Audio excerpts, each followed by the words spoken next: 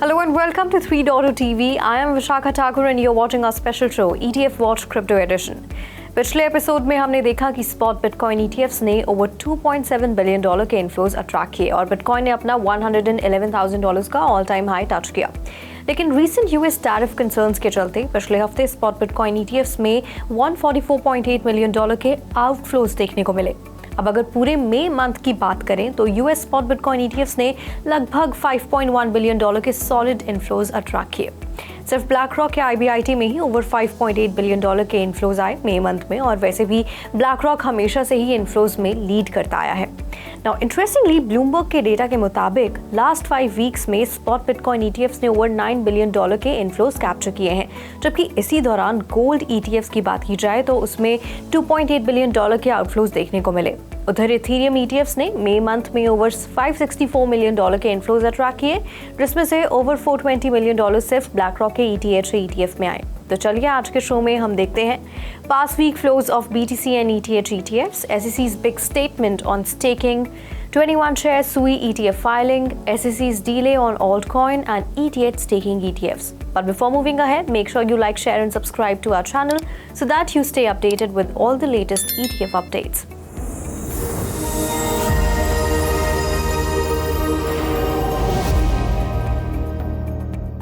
So overall, spot Bitcoin ETFs ने last week total $144.8 million के outflows witness किए।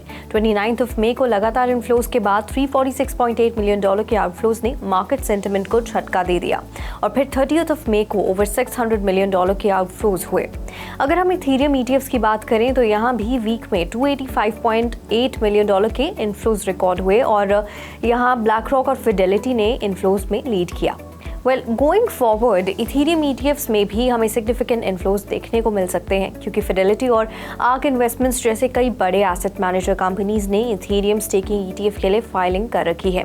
और अब तो SEC ने भी कहा है कि प्रूफ ऑफ स्टेक ब्लॉकचेन्स पर जो स्टेकिंग होती है वो सिक्योरिटीज के स्कोप में नहीं आती। तो SEC का ऐसा ऑफिशियल स्टेटमेंट उन क्रिप्टो स्टेकिंग प्रोवाइडर्स के लिए एक बड़ा रिलीफ साबित होगा, जिनको SEC में गैरी गैंसलर के रहते काफी रेगुलेटरी हर्डल्स को फेस करना पड़ा था। To understand if at all staking feature in spot Ethereum ETFs can drive significant inflows, let's go to Mr. James Butterfield, the head of research at CoinShares, the leading European digital asset investment and trading group. If you look at the market cap of Bitcoin and the market cap of Ethereum, if you look at the flows, they're roughly the same sort of ratios, the same proportions. And in fact, Ethereum has, but over the last 2 years, Ethereum's really suffered from negative sentiment because people were very worried about various different upgrades that have occurred. And now that worry seems to be over. We're now on our 6th consecutive week of inflows. Year to date, Bitcoin's seen around $10 billion of inflows, Ethereum's seen around $1 billion of inflows. Right. So sentiment's really improving.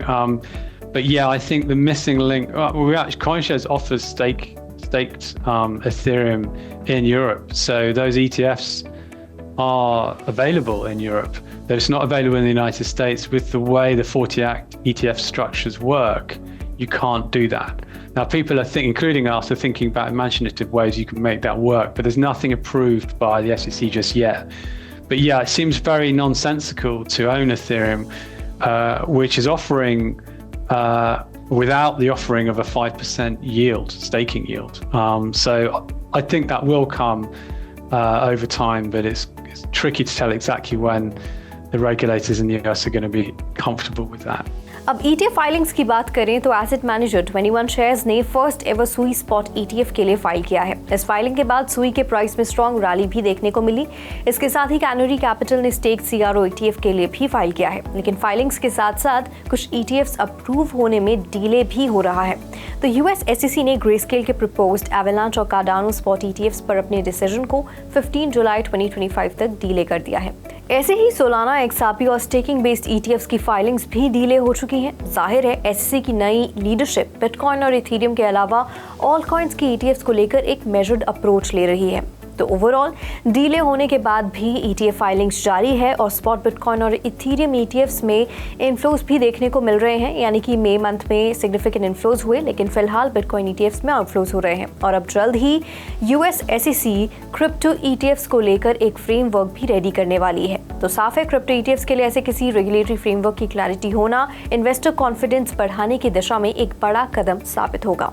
So that's all for today's episode of ETF watch crypto edition. अगर आपको ये show पसंद आया हो तो इसे share करें और हमारे चैनल को भी लाइक और सब्सक्राइब करें। तो चलिए अगले हफ्ते हम फिर मिलते हैं क्रिप्टो ETFs पर एक नए इंसाइटफुल एपिसोड के साथ। तब तक के लिए आप देखते रहिए 3.0 TV।